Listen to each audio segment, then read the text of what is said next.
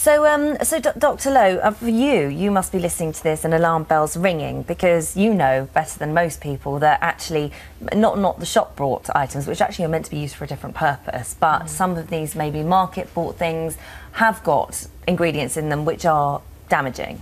Yeah, I think that's the big problem. In fact, you've got all sorts of different ingredients in these unregulated skin-lightening products, and these can include things like mercury. Right. They can include things like mixtures of quite dangerous ingredients. There's actually no single one that's approved for use in this country. They have to be prescribed, if you're going to prescribe them, for something like the dark scars that Angela got from a dermatologist via a pharmacist. But for regular use, they're completely unregulated.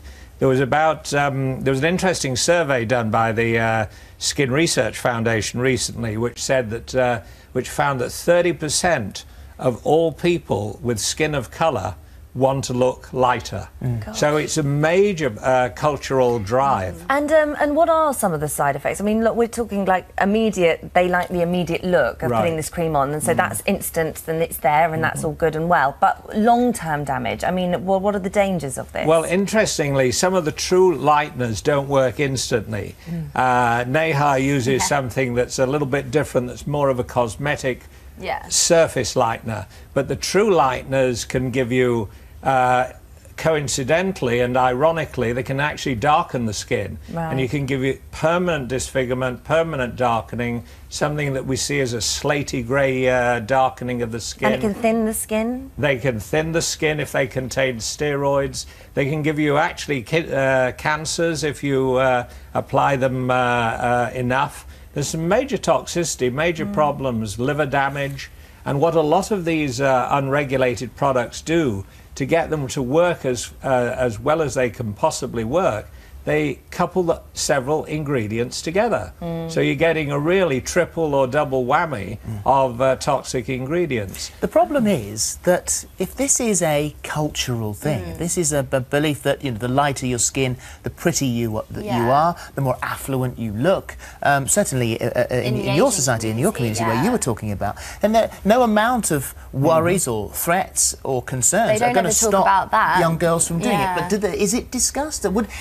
Knowing all of that, would that make a blind bit of difference to anyone who's To be honest, in the Asian community, even a big Bollywood star, think of the Hollywood actors, a big Bollywood star even was the face for a lightening product. But if you had a daughter, for example, now hearing that, could you, I mean, even for yourself through vanity, for your child, wouldn't you just be like, you cannot do this to yourself? No, I actually wouldn't let them do it. Since I've grown up a lot now, and I think when I was younger I was a lot more darker, and as I've grown up I've kind of started to love my skin. I kind of do it once a month now out of laziness, but I probably wouldn't, because I think it's the fault of the media that make you feel like this. Well, I guess, I mean, we sort of spend our days saying, well, it's irresponsible for girls to look so thin in magazines and blah, blah, blah, I know. But then each culture has their own problems, and this is I just got back from a lecture tour from in India about a week ago, and I was staggered to see the whiteness of the television presenters. It was really interesting. It was a real cultural thing. The higher classes, so-called, which the class system, as you know, still very much exists there, the lighter the skin. What does it, as a final word of warning, what do you say? I think the answer is not to use any unregulated product, and to remember that the ones that are containing these ingredients actually are only available, or should be only available, on prescription.